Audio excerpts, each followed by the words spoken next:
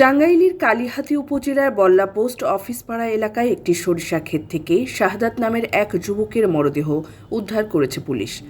শনিবার ২১শে ফেব্রুয়ারি ভোর আনুমানিক ৬টার দিকে স্থানীয়রা সরিষা ক্ষেতে একটি মরদেহ পড়ে থাকতে দেখে থানায় খবর দেন।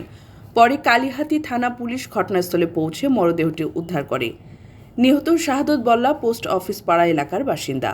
স্থানীয়রা জানিয়েছেন, সকালে কয়েকজন কৃষক জমিতে কাজ করতে গিয়ে সরিষা ক্ষেতে তার মরদেহ পড়ে থাকতে দেখেন। খবর ছড়িয়ে পড়লে পরিবারের সদস্যরা ঘটনাস্থলে এসে আহাজারি করেন।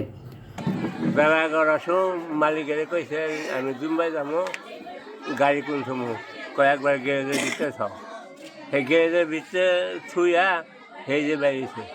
আর খবর আপনাদের সাথে আর কোনো দেখা হয় নাই? না।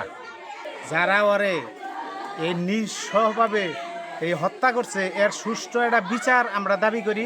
ঘটনাকে ঘিরে এলাকায় চাঞ্চল্যের সৃষ্টি হয়েছে। পুলিশ জানিয়েছে, মরদেহটি উদ্ধার করে ময়না তদন্তের প্রস্তুতি নেওয়া হয়েছে। প্রাথমিকভাবে মৃত্যুর কারণ নিশ্চিত হওয়া যায়নি। বিষয়টি গুরুত্ব সহকারে তদন্ত করে প্রয়োজনীয় আইনগত ব্যবস্থা নেওয়া হবে বলে সংশ্লিষ্টরা জানিয়েছেন। ডেস্ক নিউজ, অগ্রযাত্রা প্রতিদিন। অগ্রযাত্রা প্রতিদিন, নির্ভীক প্রত্যয়ে উজ্জীবিত।